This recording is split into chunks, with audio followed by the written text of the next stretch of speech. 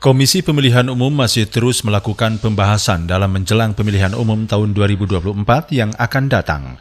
Bahkan sebelumnya KPU juga telah melakukan rapat pada 6 September yang lalu antara penyelenggara pemilu KPU, Bawaslu, DKPP, Komisi 2, serta Mendagri.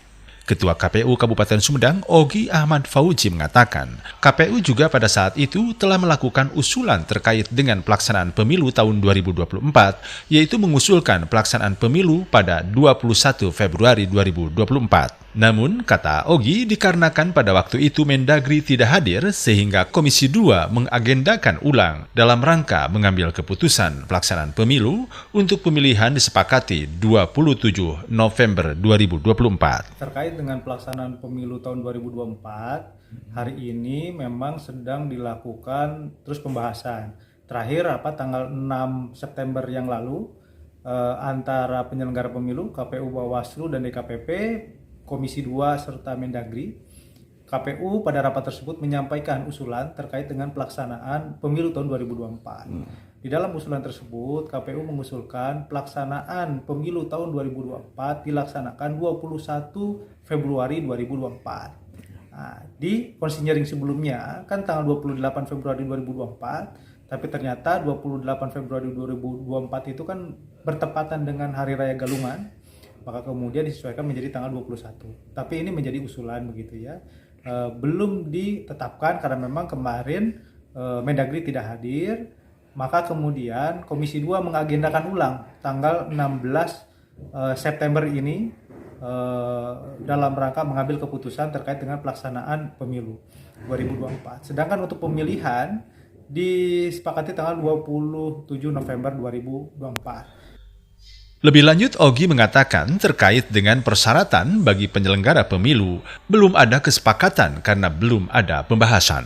Dijelaskannya saat ini masih menunggu terkait pelaksanaan pemilu. Jika sudah ditetapkan pelaksanaannya, kapan? Nah, terkait dengan persyaratan untuk penyelenggara pemilu tahun 2024, itu sampai sekarang kan belum ada kepastian. Belum ada pembahasan terkait dengan itu, karena memang hari ini belum ditentukan, belum disepakati dulu. Nah, kita masih menunggu kepastian dulu terkait dengan pelaksanaannya. Nah, kalau misalnya sudah ditetapkan pelaksanaannya kapan, maka kemudian kita bisa mengetahui kapan dimulainya tahapan. Kalau berdasarkan usulan yang diajukan oleh KPU RI pada rapat dengan Komisi 2 dan Mendagri kemarin, jika dilakukan 21 Februari, maka kemudian tahapan sudah dimulai dari awal tahun 2022. Nah, awal tahun 2022. Nah, awal tahun ini tentu pembahasan awal tentu masih pembahasan di KPU, misalnya pembuatan peraturan perundang-undangan, perencanaan dan yang lain begitu ya. Nah, hari ini KPU sedang membuat rancangan peraturan perundang-undangan begitu ya. Nah, salah satunya bisa saja terkait dengan persyaratan tadi. Nah, jadi terkait dengan persyaratan harus ada vaksin dan yang lain, saya kira itu belum, karena memang masih dibuat rancangannya dulu begitu ya. Tapi fokus ke pelaksanaannya mungkin akhir tahun